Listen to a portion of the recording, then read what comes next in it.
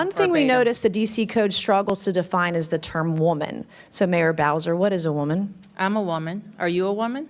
100%. Okay. 100%. I'm a woman. You're looking at one. Okay. You think it's appropriate to call him birthing person? Can a man birth a person? Well, that's what I would call it, but I don't write all the laws, and I'm not familiar with every section. Can men get pregnant? No. What is a woman? That simple but explosive question just lit up Capitol Hill. South Carolina Congresswoman Nancy Mace grilled Washington, D.C. Mayor Muriel Bowser over controversial terms buried inside the DC Code.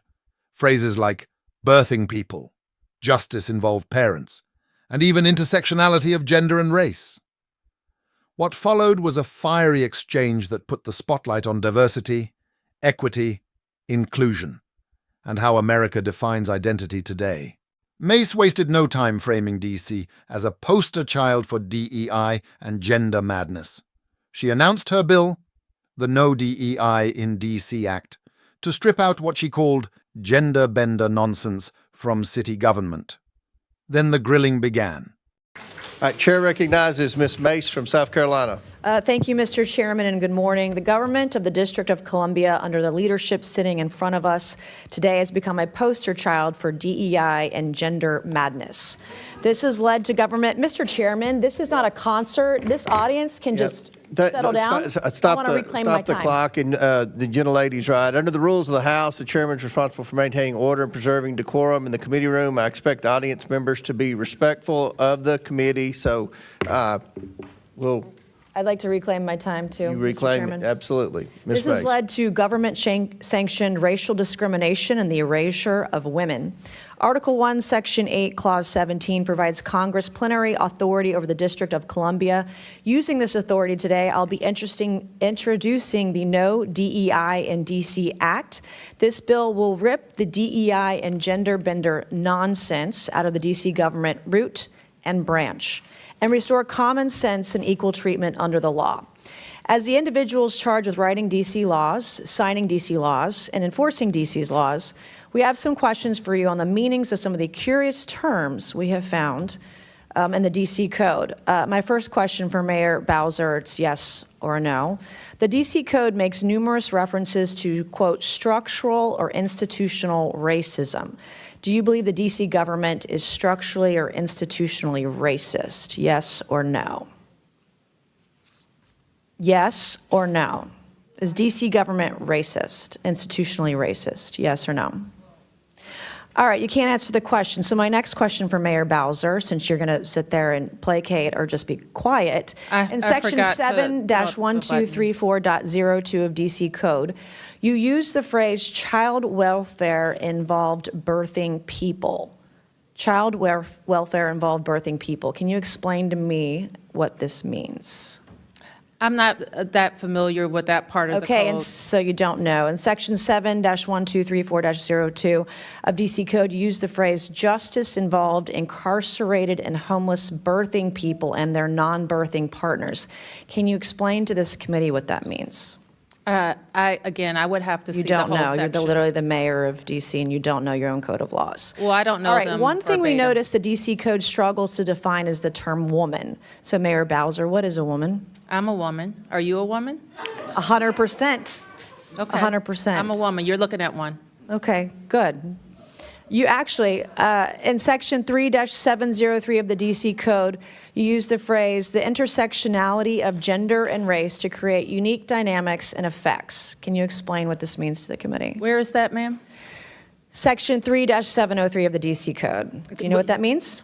No, you don't know what that means. So Chapter 14D of the DC Code establishes the commission. I'm happy to answer questions. Mr. Chairman, I'm going to reclaim my time. This is not her time, it's my time. You can be quiet as I ask you questions, and then you can answer them. And then you can answer them.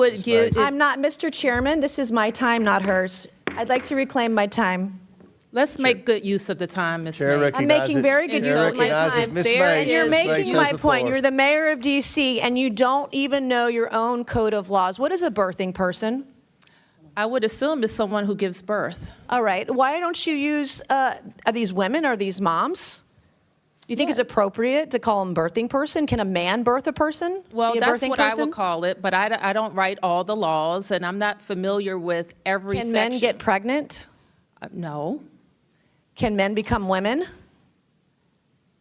Can a man become a woman? Yeah. Can a man become a woman? Miss Yes Mace, or no? Can a man become a woman? Yes or no? Miss Mace, I'm not here Okay, to my talk next about question, that. Chapter 14D of the DC Code establishes the Commission on Reparations and a reparations fund to provide eligible African Americans monetary reparations or other forms of redress. Is it the position of DC government benefits should be provided to individuals on the basis of race? I believe that the legislation requires a study.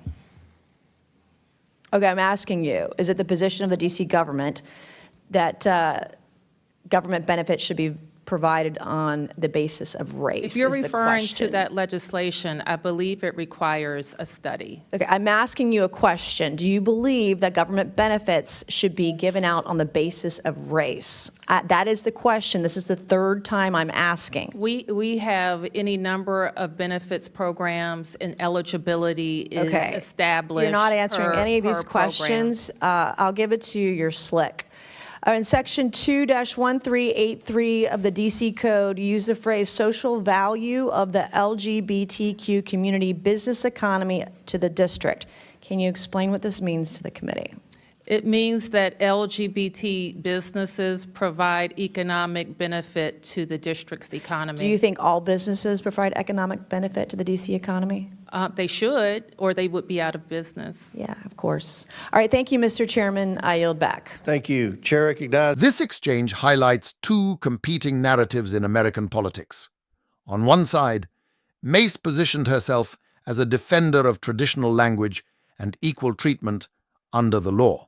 On the other, Bowser tried to navigate complex policy language without being pinned down to culture, war, sound bites. The strength of Mace's approach: she asked rapid-fire questions designed to expose vagueness and inconsistency in DC's laws. The weakness? Oversimplification.